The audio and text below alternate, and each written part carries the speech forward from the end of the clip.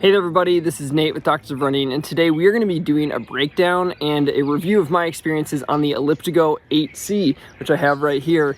I will show you a bit of the features and kind of how it works later in the video, but first I'm just going to break down what my experiences were like testing it and who this might be a good fit for, and some considerations if this is something you're looking to get to add to some of your training options. So the first thing I want to say is that this was graciously sent to us by ElliptiGO for me to test out, and it came at a really good time. And the first part of my experience was, if you follow our podcast, you know a bit of my story already with tearing a ligament in my foot last summer, which sidelined me for a long time. It came at a good time because with something like an ElliptiGO, in comparison to doing running on the road, the amount of impact forces are significantly lower. So I was able to integrate the use of the ElliptiGO indoors. They sent me their indoor trainer called the Fluid 365, and I was able to set this up in our basement, which made it function exactly like an elliptical. And therefore I was able to get some aerobic training in on my feet with some weight bearing before I would have been able to if I were just going to be trying to run. So that was a huge feature for me. And additionally, just because we had it set up in our basement, this was an option then for my wife to use, because once it's set up on the trainer, it really functions exactly like an elliptical. The model that I have here, the 8C, has 8 different gears, which allows you to change the resistance that you're feeling on the trainer, and it was pretty slick, and I would be able to use it just in the morning, getting up before our kids got up, riding the elliptical for a while, or the ElliptiGO for a while, and then hopping on off, and the same was true for my wife. So it was a really nice feature there. But the fact that you're not getting the high impact forces may be a reason why it's a pursuit that you want to go towards. Now, I think the obvious thing is that there are so many options for low impact training. You can get in the pool and do deep water running, or just pure swimming. You can hop on a stationary cycle or a real bike out in the world. But there's another feature of this that was really good for me personally as well that I wanted to walk through, and that is the demands on mobility and motion in different joints of the body. So on a cycle, for me, when I was riding, I have like a hybrid bike, nothing fancy, but when I ride my bike, or anyone rides their bike, the amount of hip flexion or the amount of motion that your thigh needs to come up towards your chest is a pretty high demand. You're going above 90 degrees of hip flexion, probably close to 110, 120 degrees, depending on all of your setups. And I have a couple bony morphology changes in my hips. They're called cam and pincer lesions. So I have bony overgrowth of both the ball, or like the neck of the ball, and then of the socket itself.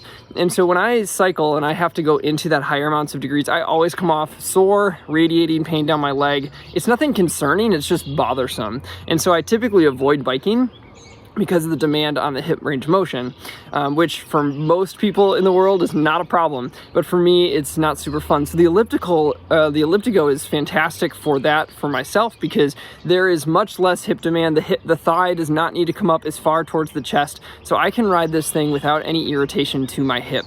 And again, that's a pretty niche reason that I love this thing, but if you are one of those people who have decreased hip range of motion and cycling is something that is bothersome for you, this can be a really nice option. The third thing that I found that I really like about the ElliptiGO from an experience standpoint is the ease that it is to get to a higher level of intensity. One of the things, if you've talked to me long enough, you learn that cycling is not my favorite thing to do in the world. And when I did one triathlon back in college, and the cycling was like the bane of my existence. But I found that I actually enjoy going out on this thing, and I think it's a combination of factors, but I think the biggest one is the amount of effort that it takes to be able to get to a higher level of intensity. I found that when I have to cycle, I have to work hard, meaning I have to put in intentional effort to get my heart rate high enough to get the type of workout that I want to do. Whereas in my experiences with running, once you're running, your heart rate's going to go up, you're going to get into the zones that you want for the workout.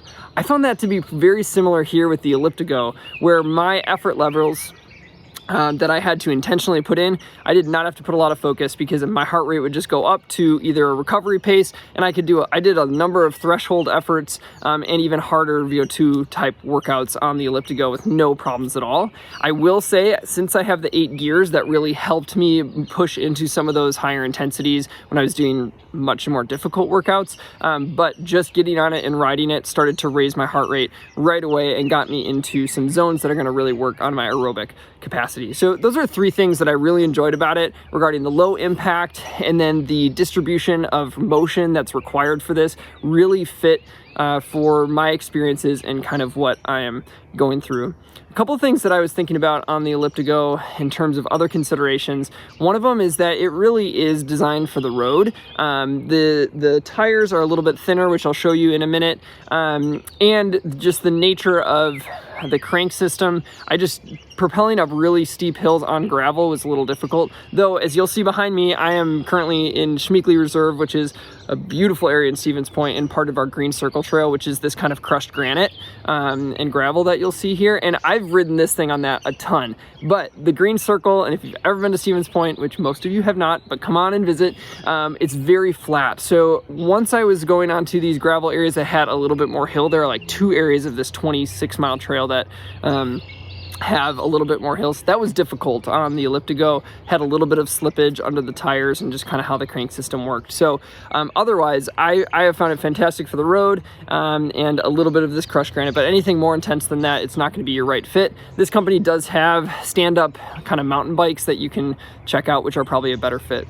The second thing that I noticed is that in relation to my effort, my overall speed was lower. So this wasn't a problem for me, but I would consider if you're somebody who is cycling with friends, the ease of going faster on a bike it's just a little bit easier than coming on the ElliptiGO. So keeping up is going to require more effort, or it's going to require your friends to slow down. So if you are in a group, that would be another consideration that I would have. The other thing, just in terms of the experience, when I'm riding this thing around town, the number of people who just stop and look at me is very high. It's a very strange machine. I love it, but you have to be comfortable going out and being something that people are gonna kind of look towards. But I think people are overall intrigued, and I got to bring it to the students who I teach in the PT program. They're like, please bring the ElliptiGO in. We want to see you riding it, one. And then the second is they wanted to try it. And I thought this was my final consideration, is the coordination that it takes to ride this thing. So my first time getting it, I was able to basically set it up within 5 to 10 minutes. It was basically all put together, just put it together. And then I jumped outside and I was able to just hop on and ride. But I had my wife try it as well, and it took her maybe 20 to 30 minutes to get comfortable on the ElliptiGO. So there's a little bit of a learning curve with your ability to just jump on and go. Though when I brought it in for the students, I had 5 different students who wanted to try it, and they all were able to hop on and go. So I think it ended up being easier than I anticipated, but definitely a consideration. With the coordination part, I think some limitations for some of the longer rides that I've done is the difficulty getting nutrition and hydration in while I was on the ride. Unlike a bike where you can just go to one hand and, grab your water bottle or whatever, you gotta have 2 hands on this thing pretty much at all times, unless you're coasting with your feet kind of split apart. But even then, the amount of time that you have to grab it and kind of keep going is a little bit difficult. So I think that's a limitation here, where if you're trying to get fuel, you're probably gonna need to, I needed to stop, get the fuel, get the drink or whatever, and then hop back on and keep going, just because it takes a little bit more stability from your hands with the distribution that's going on. So let me quick show you around the ElliptiGO, and then we'll go from there. So if you come to the front side here, I did get a couple accessories to hold my phone and everything like that, but this is the gear system here, pretty traditional. It's got all 8 gears on one side here. You have front and rear brakes. You come down here, you can see the elliptical pattern. I'm going to put it in reverse, but this is the pattern that it's going to go through. They sent me some tow cages. I would say they weren't completely necessary. I got pretty much everything that I would need out of just the traditional right on the platform here, but it did allow me to push forward a little bit more when I was doing some of those workouts. And you can see here in the back, I got my own little reflective light here, but here is the chain system. And it's just a really neat and like I've said, a little bit odd bike.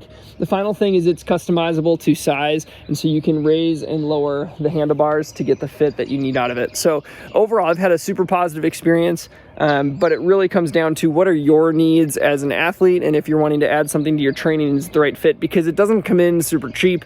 The price of this model is just under $3,000. If you go down to their model that has 3 gears, it's $2,500. I think that the the 8 gears were really important for me, getting the different variability of workouts that I wanted to get in. But that's what I wanted to share about my experience on the ElliptiGO. If you have questions about it, or want to hear more about what's kind of up with how I used it and things like that, feel free to drop it below. Let us know if you have questions.